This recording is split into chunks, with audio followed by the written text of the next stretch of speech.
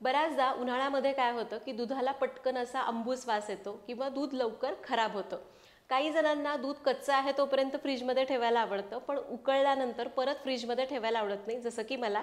कारण ते दुधाचं सगळं खाली पाणी पाणी राहतं आणि सगळं जे फॅट आहे ते सायमध्ये येतं. मग त्याचा चहा करायचा असो तो चांगला होत नाही, कारण सगळं पाणीच उरलेलं असतं. आणि जर मुलांना प्यायला द्यायचं म्हटलं तरीसुद्धा ते चवदार लागत नाही.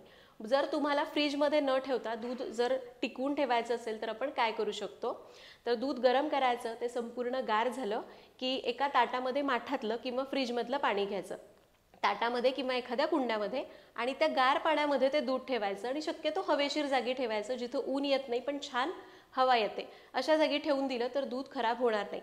आणि अजून पुढे जाऊन सांगायचं म्हटलं, जर तुम्हाला आवडत असेल तर त्या गार दुधामध्ये, म्हणजे उकळून गार केलेल्या दुधामध्ये 2 वेलची टाका आणि ते तसंच भांडं पाण्यामध्ये ठेवा, तरीसुद्धा दुधाला